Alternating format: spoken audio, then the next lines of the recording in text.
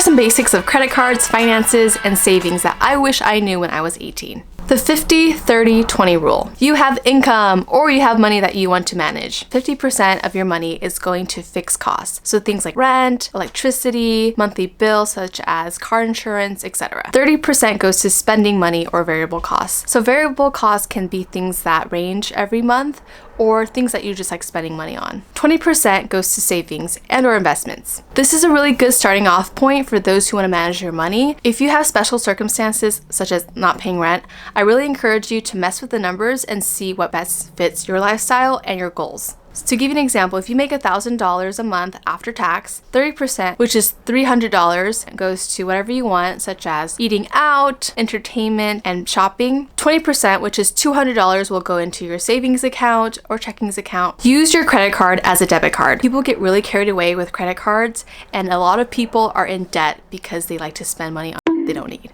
Try not to think of credit as money that you can pay off.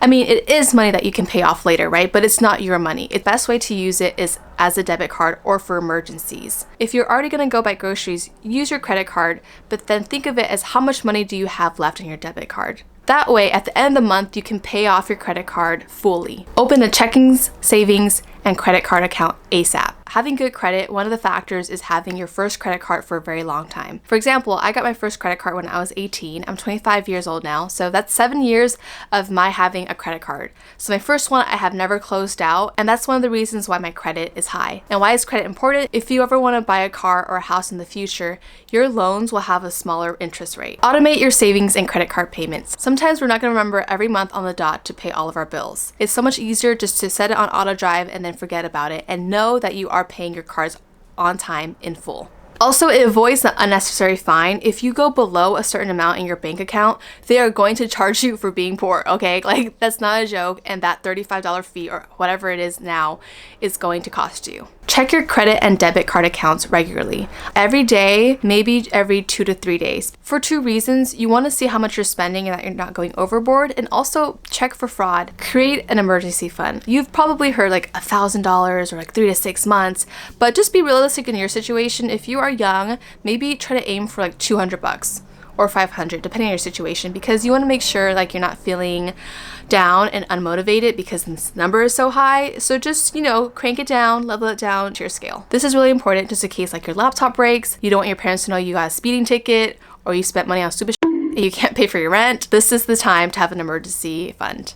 Understand your time and value. You have skills. And sometimes people are going to take advantage of you because they know you're young and they want things for free. Sometimes we'll take on free internships or do things for people for free, such as like making websites, editing their photos, doing grad photos for them. And like that might be okay once you're like practicing, you're trying to get your name out and stuff like that. But at the end of the day, one day you're going to have to start charging people or knowing your worth. Don't spend all your money on things, video games, clothes, makeup, because what happens is people buy all this stuff. And yeah, you're happy for like a few weeks and you have things, but then something comes up and then you'll realize, I wish I didn't spend all my money on this. Watch out for taxes. You might make enough to get taxed. So look for the January to April 15th tax season and make sure that you are supposed to do your taxes. Practice social indifference. Indifference means not really caring. Your peers will probably make you feel like you have to spend more. Instagram, TikTok, there's people pushing products to you, buying new clothes, cars, technology, and you're like, wow, everyone else is buying this, so like I should buy this too. Whereas in reality, you don't need all that stuff. Start investing in a retirement account. This seems so silly because you're like really young and you're like, well, I'm not gonna retire for like another 50 years, so why should I do this? But honestly, thinking forward is really important. I was talking to my friend, and when I told her like, hey, I made a Roth IRA, she was like, why is she thinking about retirement already? Trust me, like, just look at history.